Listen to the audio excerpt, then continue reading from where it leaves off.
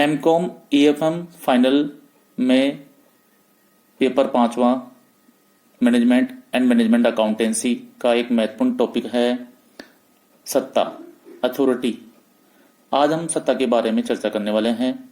सत्ता क्या होती है, सत्ता के प्रकार कौन से होते हैं, सत्ता की विचारधाराएं अर्थात स्रोत क्या हैं और सत्ता के पालन करने के आधार क्या क्या हैं।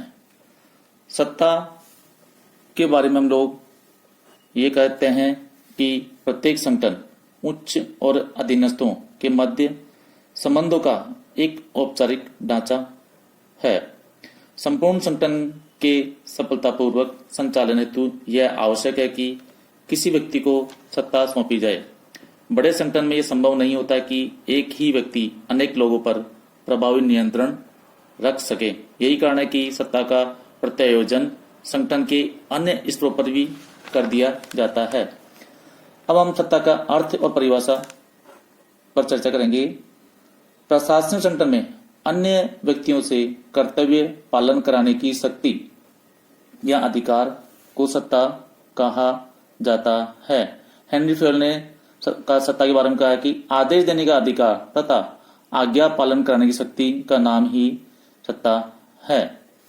सत्ता एक संगठन की केंद्रीय यंत्र रचना है जो कार्यपालिका को संपूर्ण ढांचे पर नियंत्रित स्थापित करने और लक्ष्यों की प्राप्ति हेतु अधीनस्थों को आज्ञा देने में सक्षम बनाता है।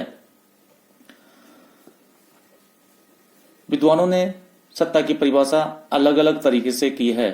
इसकी व्याख्या और परिभाषित करते समय प्रमुखतः निम्न 5 दृष्टिकोण अपनाए गए हैं। पहला है परंपरागत या विधि संबंधी, दूसरा है स्थिति, तीसरा है कार्यात्मक, चौथा है व्यवहारवादी और 5वां है एकीकृत। अब हम लोग बारी बारी से इनके बारे में चर्चा करेंगे। पहला है हमारा परंपरागत या विधि संबंधी। इस विचारधारा के अनुयायियों की मानता है कि संविधान या कानून और नियमों द्वारा किसी व्यक्ति या व्यक्तियों को निर्णय लेने और उन निर्णय को क्रियान्वित करने के लिए अपने अधीनस्थों को सुपुर्द करने की सत्ता सौंपता है। यह कानूनी या औपचारिक या वैधानिक सत्ता का आधार है। परंपरादी विचारकों के अनुसार जिन व्यक्तियों के हाथ में सत्ता रहती है वे कानूनी रूप से आज्ञा पालन करवाने की मांग के अधिकारी होते हैं और जिन्हें आज्ञाएं दी जाती है उनका कर्तव्य है कि वे उन प्राप्त आदेशों का पालन करें। दूसरा जो इसकी है आधार है वह है स्थिति, पोजीशन। कुछ लोगों का मानना है कि सत्ता संगठन में प्राप्त पद या स्थिति से जुड़ी होने के कारण स्थिति या पद से पहचानी जाती है। तीसरा जो हमारा है बिंदु है वह है कार्यात्मक। कार्यात्मक दृष्टिकोण के अनुसार सत्ता पर किसी का अधिकार नहीं होता है। उनके अनुसार सत्ता केवल किए जाने वाले किसी विशिष्ट कार्य में ही निहित होती है। सत्ता सदैव ही कार्य से संबंधित होती है और कार्य के साथ तैरती है। चौथा बिंदु है व्यवहारवादी।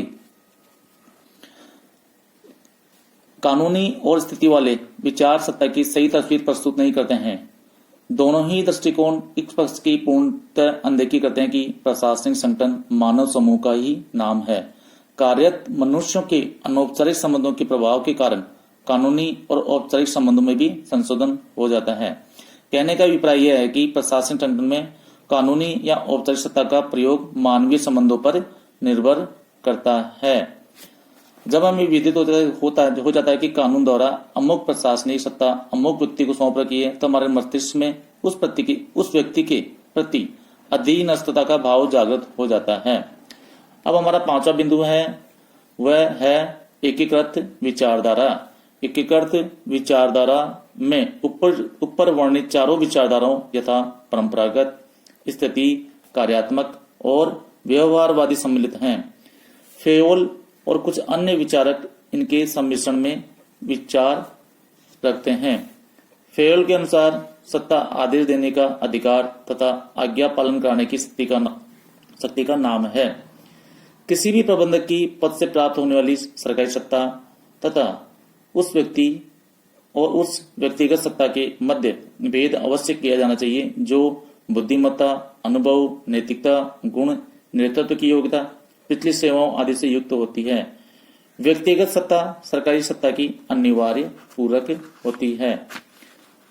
हेनरी फॉयल के अनुसार सत्ता के लिए आदेश प्रसारित करने का अधिकार और शक्ति है। एलन भी सत्ता को परिभाषित करते समय अधिकार और शक्ति की बात करते हैं। उनके अनुसार सत्ता प्रत्यायोजित कार्य को संपन्न करवाना संभव बनाने के लिए शक्ति और अधिकार सौंपना है। अब हम लोग सत्ता के स्रोत के बारे में बात करेंगे। तो सत्ता का स्रोत है, उसका पहला बिंदु है देश का संविधान या विधि। देश का संविधान या कानून किसी व्यक्ति पर व्यक्तियों को निर्णय लेने और अन्य लोगों द्वारा उसके अनुरूप कार्य करवाने की सत्ता प्रदान करते हैं। सत्ता का दूसरा स्रोत है व्यक्ति की स्थिति। संगठन में किसी व्यक्ति की स्थिति या ओहदा बहुत महत्वपूर्ण होता है। सोपानात्मक संगठन में सर्वोच्च पदाधिकारी को उसके उच्च पद के कारण उसे सत्ता प्राप्त होती है।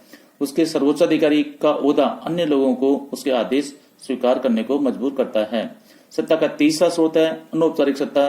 सत्ता का सर्वाधिक महत्वपूर्ण स्रोत अनौपचारिक संगठन है। यह सत्ता किसी व्यक्ति को प्रशासनिक संगठन में कार्यरत कर्मचारियों के द्वारा प्राप्त होती है। इसके अंतर्गत विधि या संविधान या व्यक्ति की संगठन में औपचारिक स्थिति के बजाय श्रमिकों के मध्य आपसी मानवीय संबंध सर्वाधिक महत्वपूर्ण होते हैं। अब हम लोग सत्ता या आज्ञा पालन के आधार पर चर्चा करेंगे। पहला है हमारा इसका सत्ता का आधार क्या है, उसके बारे में हम लोग 4 आधारों पर चर्चा करेंगे। पहला है विश्वास की सत्ता। संगठन में कुछ अधिकारी व कर्मचारी अपने अतीत के क्रियाकलापों, प्रशासनिक अनुभव, निर्णय का कौशल, तकनीकी ज्ञान के कारण अन्य कर्मचारी में अपने प्रति इतना विश्वास जमा लेते हैं कि वे समस्त कर्मचारी उनके आदर्शों को स्वीकार करने लग जाते हैं। मैक्स वेबर के अनुसार कोई अधिकारी अपने करिश्मे द्वारा अपने अनुयायियों को इतना चमत्कृत कर देते हैं कि वे अनुयायी उसमें अंधविश्वास करने लग जाते हैं। सत्ता का दूसरा आधार है एक रूपता की सत्ता। यदि यह मानव की स्वाभाविक प्रकृति है कि वह ऐसे लोगों की राय, निर्णय, सुझावों आदि को महत्व देता है जो उससे एक रूपता रखते हैं।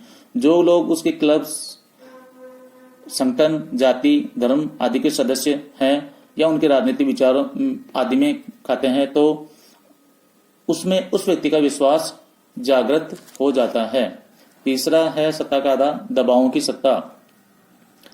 प्रशासनिक संगठन में किसी व्यक्ति के निर्णयों, सुझावों और आदेशों की स्वीकारोक्ति के पीछे विभिन्न प्रकार के दबाव भी होते हैं जिनके कारण कर्मचारीगण उन्हें स्वीकार करने को मजबूर हो जाते हैं। ये दबाव सकारात्मक, नकारात्मक दोनों प्रवृत्ति के होते हैं। किसी आदेश के पालन करने पर पुरस्कार का प्रलोभन और पालन न करने पर दंड व्यय होने का कारण भी व्यक्ति को आदेश पालन करने को प्रेरित करता है। चौथा है वैधानिकता की सत्ता।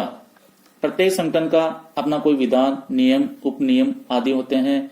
किसी आदेश से चाहे कोई व्यक्ति सहमत न हो, लेकिन यदि उस आदेश को वैधानिक सत्ता प्राप्त है तो वह व्यक्ति उसे स्वीकार करने के लिए बाध्य हो जाता है। अब हम सत्ता की सीमाओं पर चर्चा करने वाले हैं। सत्ता पर प्रमुख नियंत्रण निम्न प्रकार है। पहला है अधीनस्थों की सीमा।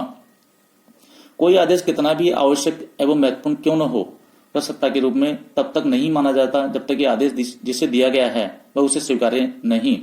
साइमन ने इसे स्वीकृति का क्षेत्र, एरिया ऑफ एक्सेप्टेंस, और बर्नार्ड ने इसे उपेक्षा का क्षेत्र, जोन ऑफ इंडिफरेंस का नाम दिया है। सत्ता की सीमा का दूसरा बिंदु है परिस्थितियों का प्रभाव। संगठन जिन परिस्थितियों में कार्य कर रहा है उनका प्रत्यक्ष प्रभाव सत्ता पर पड़ता है। उदाहरण के लिए एक सैनिक संगठन में कठोरता से अनुशासन और नियमों का पालन किया जाता है। सत्ता की सीमा का तीसरा बिंदु है उच्च अधिकारी के लिए विचार।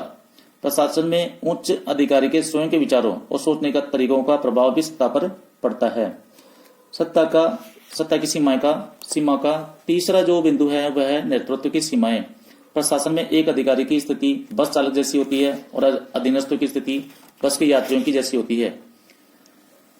कहने का अभिप्राय यह है कि जिस प्रकार बस चालक अपनी सवारियों पर नियंत्रण नहीं रख सकता, ठीक उसी प्रकार श्रेष्ठ से श्रेष्ठ प्रशासक के नेतृत्व में भी कुछ या अधिक नियंत्रण रहता है। निष्कर्ष तौर पर यह कहा जा सकता है कि अधिकारियों की सत्ता प्राय असीमित और अनियंत्रित नहीं होती है।